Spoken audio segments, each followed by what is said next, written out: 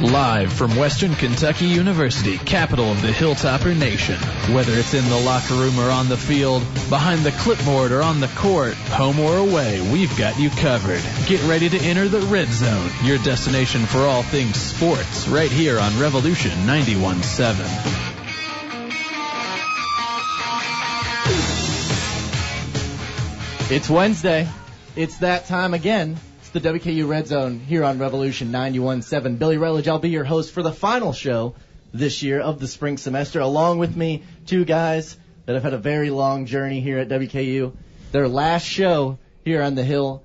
Assuming we pass our classes. Yeah, that's a fair assumption. That's Josh Holland and then Fletcher Keel over here to my right. Not Joshin, at what is it, Fletcher? Don't even know your Twitter. No, you don't. At what is it, Fletcher? Yeah, at what is it? I should actually change it to that. That's kind of funny. But no, at Fletch Topper, of course. Also, my name's at Billy R Sports. But no one cares about that. You can tweet us at WKU Redzone if you have a WKU sports question. We got a lot to cover tonight. It seems like a little bit of a slower sports month near the end of the spring semester, but we had a lot happen. Baseball played. Softball's getting ready to go into the postseason. Some players did not get drafted for the Hilltoppers, but we're going to start it off with baseball. A topic it seems like we're just talking about a lot this spring semester. It just seems like it's the main conversation so far, and really it's probably the most popular sport of the spring, wouldn't you say?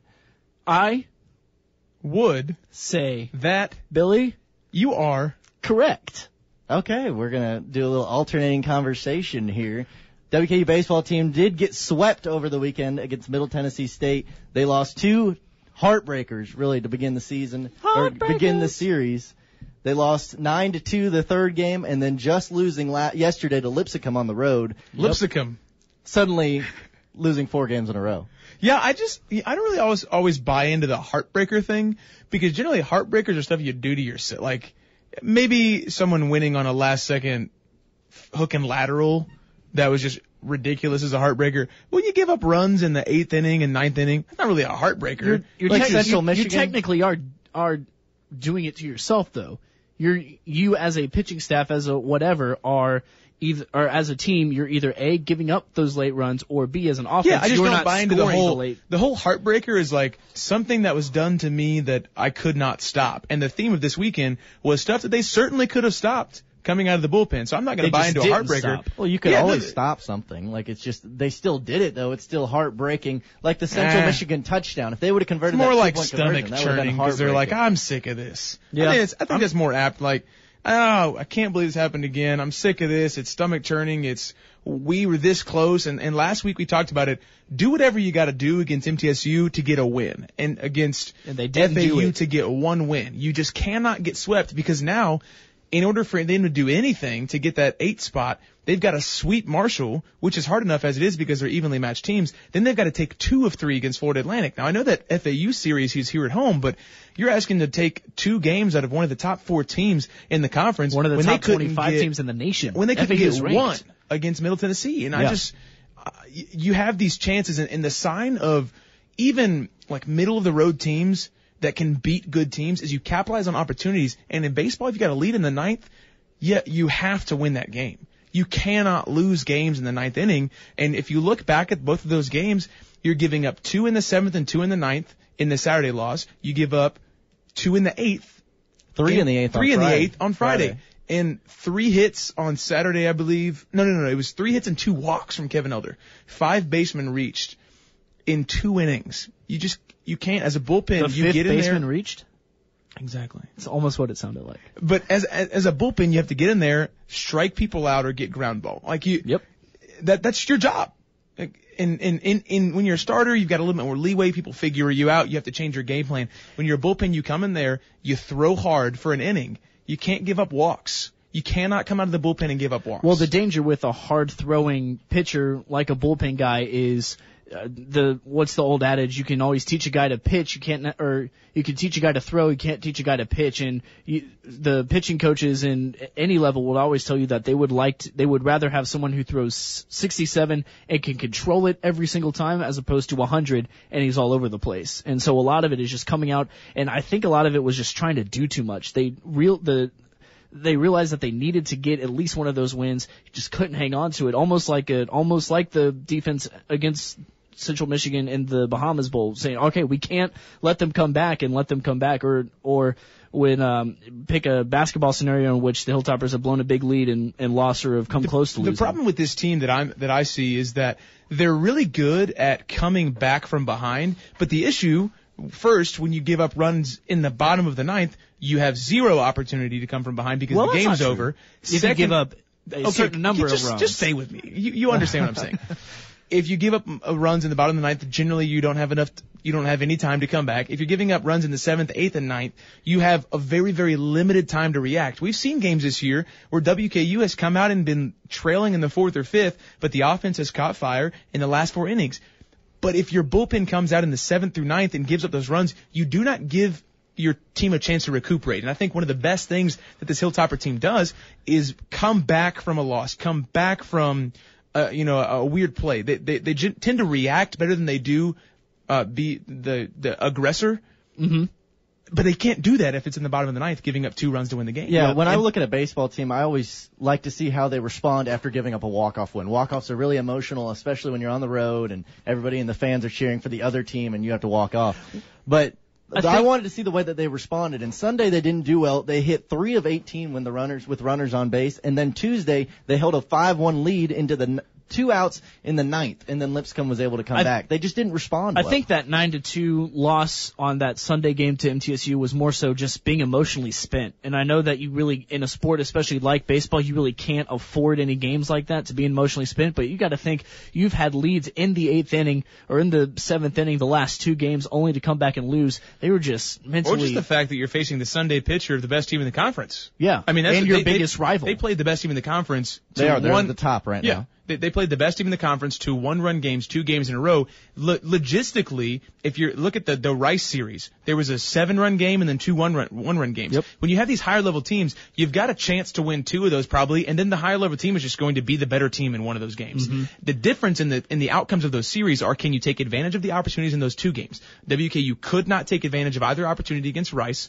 WKU could not take advantage against either opportunity against MTSU. That's why they were 0-6 against those teams rather than 2-4 or 3-3, because you're going to get beat pretty handily by those teams that are that good, because they're going to have one pitcher that dominates you or their offense is going to explode. I mean, we saw it last year when they went down to Lafayette to play ULL, who was number 1 at the time, and they won that first game and then proceeded to lose the back 2 games. So even winning that one game changes the whole mentality of the weekend as a fan, as an observer of the team, saying, okay, well, it wasn't a sweep 1, 2, they proved that they can beat the number 1 team in the country and just kind of got under their skin a little bit. And you're right. It's crazy the conversation we'd be having now if the Tops had taken just one of those games this past weekend and didn't do it. Yeah, the baseball team really struggling now. They play at Marshall this weekend, and then a series, like Josh said, versus Florida Atlantic. Going to be really tough to get to that 6-3 mark that Myers hoped. They have to win out. They have to literally sweep. They could sweep Marshall, they could. And they could win 2. I'm not going to say they're going to sweep Florida, but they could win 2 or 3 against unless Florida Atlantic rests everyone for the conference tournament, which probably won't happen, but always a possibility. But on the Hill, in any sport, we say could all the time, can, should, almost. It just doesn't happen. They could have won Friday or Saturday against this past weekend against MTSU, but they didn't. So can they turn can into did? Because they have all the firepower to be a top 4 team in this conference. Yeah. But they just haven't. Offensively, they can hang with these pitchers. They just haven't. So can they somehow, in the span of 3 days between Lipscomb and this weekend against Marshall, can they somehow figure out what they should be and then be that team? Because if they can sweep Marshall and take 2 of 3 against Florida Atlantic. If they can't, they might take 2 of 3 against Marshall, and then they're getting beat 1-2 or 0-3 against Florida. And I think the baseball team is rearing its head to what we saw the football team do when they were blowing second half leads, and the basketball team did a little bit from time to time, especially in a game like that Rice game where they just got it handed to them in diddle. Is a lot of these games that WKU is playing this year, they win if they're in the Sun Belt. Now, granted, the Sun Belt is a very strong baseball conference, but with all the firepower that WKU has, they're built to be a very good Sun Belt baseball team. And like blowing those leads in the 8th and 9th, or 7th, 8th, and 9th, although I'm not sure against MTSU, who has been in both, if this is necessarily the best case, but if WKU goes into those back innings against a Sun Belt team, they probably get the win, and we're probably talking about them having already clinched a spot in the tournament. Yeah, WKU's got a tough road ahead. Fletcher, you actually mentioned them making the jump from Sunbelt Conference USA. We're going to talk about that a little bit later in the show. Kind of a year in review how WKU's done in Conference USA. That's coming up in the back half. But before we go to our first break of the day, we got to talk about this softball team. Absolutely. They're doing great things over at the softball complex. They just won the regular season title in Conference USA. Second time ever they've won a conference regular season title. Ever. Amy Tudor, the first-year coach, wins conference. Second year. Conference USA Coach of the Year. It's her first year as a second-year coach, though. It's her first year in Conference USA. We can agree on that. It's her first we'll agree. A lot of first, Bill, just not as a head coach. There we go. Okay, we're just getting through the list here. Miranda Kramer is also named Conference USA Pitcher and Newcomer of the Year, and she's also on the first team All-Conference. Guys, why? We talk about... I was going to say that, but I held back. We talk about a lot of good sports teams on this show. We talk about the football team, basketball team, all having success, especially the Lady Toppers team. But this is really the only team that is matched the level of success that the Lady Toppers have had this year. It seems like these two all women's squad are dominating WKU athletics volleyball and basketball as well. Volleyball so it's really the three of the 4 team sports in terms of soccer. And if soccer didn't have 25 of 23 freshmen, then they might have. Jason Idell. But really, the that women's math doesn't work. But you're right. Women's sports here on the Hill are generally pretty dominant. I mean, WKU basketball, but before like 2011 through 2013 was really dominant. Volleyball's been there since 1960 or whenever Travis Hudson became head coach. Softball and Tyra Perry was progressing every year, and then Amy Tudor they lost so many players. Amy Tudor steps in and goes, okay, we'll be better. Yeah, they lost so many players, and they lost Perry that same year. So they won the conference in 2013, and then that was the year that they not only lost a handful of players, but also lost Perry to Ball State, brought in Tudor. Right, and Tudor had a pretty good first year here, and then not only does she get some more players and everyone has played a year at their positions with everyone gone, but you're bringing in one of the best pitchers in the nation along with some power. And the thing that people forget about, I think, is that Miranda Kramer has been so good, but she replaced one of WKU's better pitchers in recent memory, in Emily Rousseau. I mean, Emily Rousseau was a strikeout machine until we figured out what an actual strikeout machine is. Could you imagine? That's Miranda Kramer. Right. I mean, Emily Rousseau was putting up 6 or 7 a game, and she was dominating some hitters and only giving up 2 or so runs a game, and people were like, that's a really good pitcher for WKU. Could you imagine a pitching staff with Miranda Kramer and Hannah Minyard, the freshman who was outstanding, we thought that Minyard was what Kramer is until we, of course, know what Kramer is. And the thing about softball is they can play them back to back and back to back. Yeah. Miranda Kramer plays, if not back-to-back games, she plays in 2 out of every 3. Yeah, and Coach Tudor has stated that she's going to start Kramer every game. I don't know why you wouldn't. And I think Chad Bishop or someone was interviewing one of the players, and she laughed when Tudor finally said it. She said, I don't know who else we would start, but just a no-brainer there. Danny Pugh named to the second team. Larissa Franklin joins Kramer on the first team, and Carly Shellmount, all freshmen. So it's not just you mentioned Kramer. Danny Pugh because oftentimes you don't think of the catcher, but the pitching-catching relationship is so important because the catcher has to, first of all, know when it comes out of the pitcher's hand where that ball is going. Because if it's a rise ball and it's going to rise a foot higher than it's supposed to, the catcher has to know the arm motion and everything. They also have to call the games generally.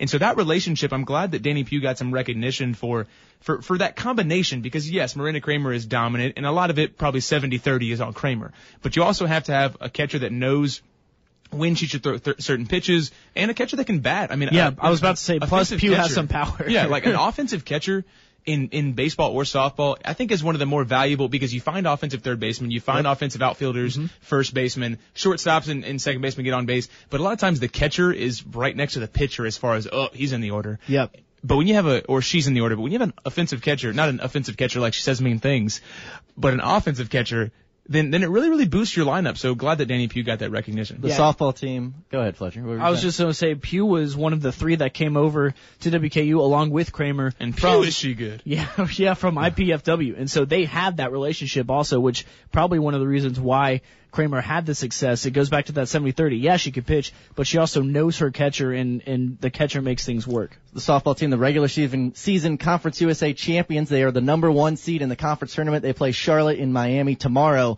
A lot of thanks to Miranda Kramer. I'm going to read a stat to you guys. Kramer ranks first in the nation in total strikeouts at 366. That's a lot. First in strikeouts per 7 innings at 12.9. That's also a lot. Second in total shutouts, 12. Second in ERA. In league play, she went 11-3, and she struck out a CUSA single-season record, 180 You said 12.9 strikeouts per 7? Per 7. So let's say that WKU doesn't have 18 games canceled, and Miranda Kramer pitches, let's say, there's a couple tournaments in there, so let's say she pitches 12.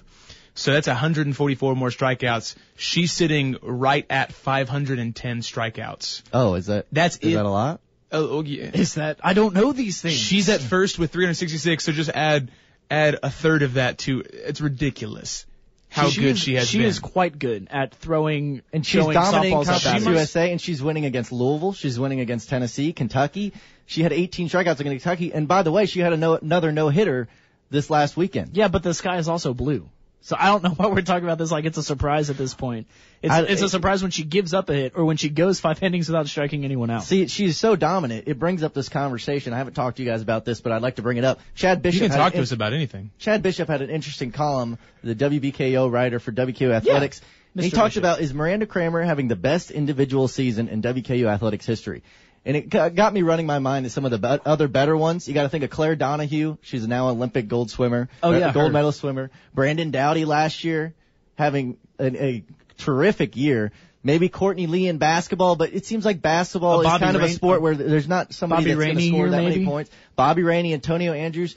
What do you guys say to this? The thing that keeps Miranda Kramer is it won't be remembered probably as much as it could have been if they had those other 18 games, because she's not going to have a chance to set an NCAA record most likely. She's not going to have a chance to shatter and just be at the top of WKU forever because of the lack of those games. And so 10 years from now, people aren't going, 5 years from now, they're not going to say, man, that Miranda Kramer season was one of the best of all time, solely because she's not going to be able to put up the gaudy numbers that you have to put up outside of the proportional numbers like strikeouts per 7. Like that 13, that's nuts. But the 366 over the course of a full season, people aren't going to remember that 18 games were canceled, unless there's an asterisk right there. So it's hard to put her at that position of greatest season of all time as far as how she's going to be remembered. How she's played, there hasn't been a better player on the field, court, or anything than she this season. Yes.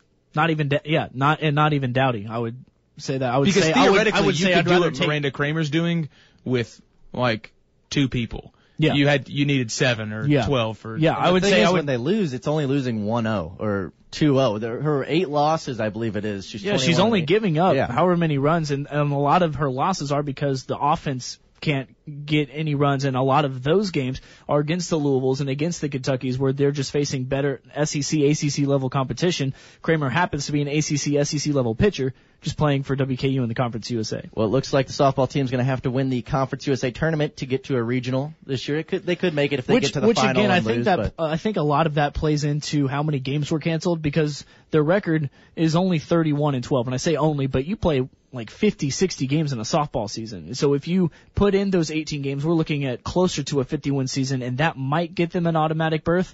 But you're right. It is a bummer that those 18 games were canceled in a season like this, because so many what could have beens. Well, we talked about the spring sports here on the WKU Red Zone. When we get back from our first break of the show, we're going to talk a little bit about basketball, maybe a little bit of NFL draft, and later on the show, some Conference USA. You're listening to the Red Zone on Revolution 91.7.